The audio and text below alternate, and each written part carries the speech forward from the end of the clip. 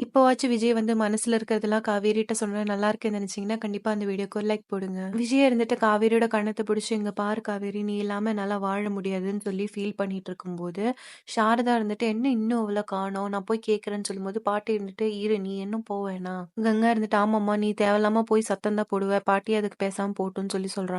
பாட்டி வந்து அங்க போகும்போது, விஜயும் காவேரியும் ஹக் பண்ணிட்டு இருக்கிறது தெரியுது. பாட்டி இருந்துட்டு, "ஐயோ! ஐயோன்னு" சொல்லி சொன்னதும் 2 பேரும் நகர்ந்துடுறாங்க. காவேரி இருந்துட்டு, "இல்ல பாட்டி, நாங்க சும்மா பேசிட்டு தான் இருந்தோம்." பாட்டி இருந்துட்டு, "சரி, சரி, அதான் நான் பார்த்தேனே. இதனால தான் நான் வந்து சாரதாட்ட வேணாம் நானே வரேன்னு சொல்லி சொன்னேன். சரி 2 பேரும் சேர்ந்து என்ன முடிவு எடுத்திருக்கீங்கன்னு சொல்லுங்க. நானும் வந்து சாரதாவ எப்படி கன்வின்ஸ் பண்றேன்." காவேரி உடனே பாட்டி ஹக் பண்ணி, "இங்க பாருங்க பாட்டி, இவ்ளோ நாள் வந்து நான் இவங்கள தப்பா நெனச்சுட்டேன். என் மனசுக்குள்ள எதேதோ நான் போட்டு கற்பனை பண்ணி இவ்ளோ குழப்பத்துக்கு காரணம் நான் தான்." விஜய் இருந்துட்டு, "இல்லங்க பாட்டி, இதுக்கு முழு காரணம் நான் தான். அவளுக்கு வந்து தெளிவான ஒரு புரிதல் வைக்காம அவள கன்ஃப்யூஸ் ஸ்டேஜ்ல வச்சது நான் தான்." பாட்டி இருந்துட்டு, "சரி, சரி, ஆள் ஆளுக்கு பழி எடுத்துக்காம இப்ப என்னதான் முடிவு எடுத்திருக்கீங்கன்னு சொல்லுங்க." காவேரி இருந்து தயங்கி தயங்கி, "எனக்கு விஜய் கூட போகணும் பாட்டி." "சரி, இப்ப நீ விஜய் கூட வாழணும்னா கண்டிப்பா ஒரு டிராமா பண்ணியே ஆகணும்." சாரதா இதெல்லாம் பார்த்தா ஃபர்ஸ்ட் கண்டிப்பா கோவமா தான் இருப்பா. அதுக்கப்புறம் அவ புரிஞ்சுக்குவா. அவள பத்தி எனக்கு நல்லாவே தெரியும். நான் இப்ப சத்தம் போட்டு என்ன பண்ணிட்டு இருக்கீங்க பாவி மவளேன்னு சொல்லி உன்னை அடிக்கிற மாதிரி ஆக்டிங் பண்ணிட்டு உன் பொட்டுக்கு படிக்க எடுத்து இப்பவே அவங்க கூட கிளம்புன்ற மாதிரி சொல்றேன்.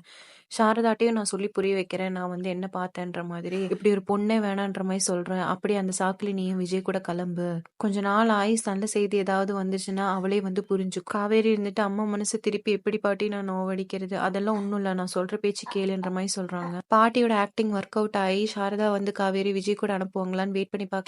அது வரைக்கும் பாய்.